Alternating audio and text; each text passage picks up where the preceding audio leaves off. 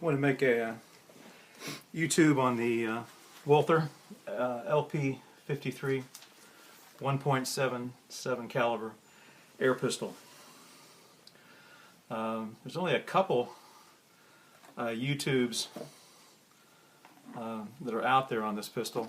One by a fellow that really does awesome YouTubes on firearms, but I think the example he had was not the best, so I thought this would complement it. This pistol I got this last week came in the box. And this is how it arrived. It arrived just about in mint condition, which is just awesome. The LP53, which is the L is and the P are really German, abbreviation for German for air pistol. Was started in 1953, went through 1976. 125,000 were produced. So it's really not a rare pistol, but you don't see it all that often on the brokerage sites. I got this on Gunbroker. You know, they're out there, but you don't see them all that often. And condition is always kind of the pivotal thing when you have something this old. Fritz Walther was the son of Carl Walther. He really carried the factory on through after World War I into World War II. The factory, Walther factory, was totally obliterated by World War II, and he started in West Germany in 1953 producing Walther firearms again. And it's kind of cool that this is a 1953 model, so when it started, so this was part of their original startup, getting back into the business. This particular firearm, air pistol, I really was after, because it's really just a great example. This is of a earliest model. This is a 1955, so this is 60 years old. And what I liked about it is for the first 3 or 4 years, this receiver back here was smooth finish, just like the rest of the gun. So it really looks just like a quality firearm, which I think is cool. Within 3 or 4 years, this back receiver went to crinkle paint, and that was really the majority of these that you'll see are crinkle paint. The last variation actually removed this tail off of it and became kind of straight, and that was the last part of the production. When you heft it, it's kind of a heavy gun. It's kind of just has that German feel of a quality firearm. This came with 3 inserts for the sighting. I have a bead in there now, but there's posts and you can swap them out. Again, kind of a neat bit of quality that you don't see all the time. As far as the elevation and the adjustments, it's nice and it clicks. There's numbers there. There's windage as well that clicks, so you can sight in just to feel again of a quality gun. If you're not familiar with air pistols, this is really a spring-powered gun. That's old school spring piston, but it's very tried and true and is used even nowadays with a lot of the rifles, and because it is really very, very foolproof. And what happens is the power is stored in a spring. As you cock this, and this is a cocking aid that goes on the tip of the barrel so that you don't mash your hand by the sight, and you just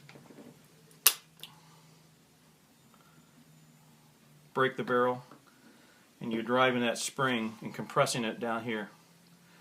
That is where the power really is stored in the spring, and when you of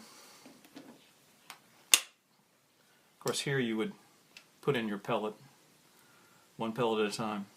Also, this one, I don't know if you can see it or not, but there is a adjustment to the trigger. That only occurred in the first 25,000. They eliminated that, I think probably because of cost. And the trigger out of the box is awesome on this, so it's probably part of the reason as well. But once it stores all the power in a spring. Once you pull the trigger, you release that spring. That pushes the piston, compresses that air, shoots the pellet out the barrel.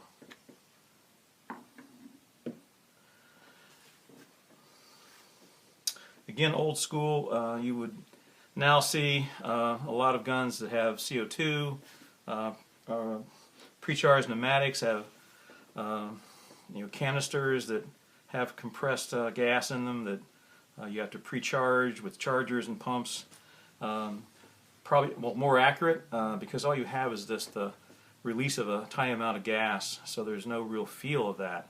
With spring powered pistols, you do have the feel of a firearm in a sense going off, because that spring mechanically will jump and it kind of gives you that recoil. Some felt recoil. It's not anything like a firearm, but it is kind of thought to, and they thought when they made these that it would be a good trainer, because you do have at least a feel of a actual firearm. Nice part about it is it's totally self-contained. The spring, you break it, charge the spring, and put in a pellet. You can do that all day. You don't have anything else to buy, and that's kind of cool. Leather seal, old school. I have to put a few drops of oil in there to keep it supple. I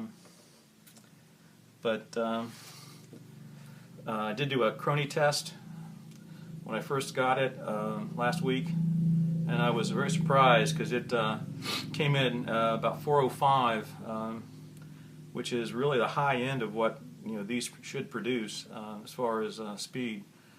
In fact, I did 6 shots on the crony and had actually 4 duplicates at 405, 408, and a 403. So for a 60-year-old gun, I was very pleased how consistent that was. As far as accuracy, this morning I went out in my backyard at 25 feet, and I was sighting it in here, and I got to here, and I actually thought I was missing the page, or the target, but when I looked, I'd actually put at least 3, I can see, maybe 4 pellets within almost that same grouping right there, and this is the 10. After I got sighted in, I came over here and just started plinking away. I am 65 years old, so open sights are not friendly to older eyes, but this spread out a little bit more, but this was my last shot, which obliterated the 10, so I kind of called it good and said that's cool. And it really is more accurate than I am by far, and I have a Webley Hurricane, and boy, this thing just seemed to be so much more accurate than it, but I couldn't be more pleased with that aspect of it as well. I think most of you may know, or if you don't, this is one air pistol that has association with James Bond or Sean Connery, which makes it kind of cool. The story is he went to a photo shoot for Dr. No, did not have his they didn't have his PPK or any other pistol, so the photographer was an air pistol buff and had this in his car. So it's a Walther. They thought they could use it, airbrush out the longer barrel with the Walther markings. They thought, well, we're fine. Ended up that Connery liked the feel of it. The elegance was, just looked so cool with him, the long barrel. So they just kind of kept it in. And it actually is in 4 Bond posters. It's not in any of the films, but in the posters for Dr. No, To Rush You With Love, Goldfinger, and You Only Live Twice. So how many air guns can you say are elegant enough to be associated with Sean Connery and James Bond? Certainly that makes it kind of a cool thing, and certainly if it's elegant for him, you can take it to your backyard, right? So that's the LP53. Thanks for listening. If you have a chance to pick one up, I do not think you'll be disappointed.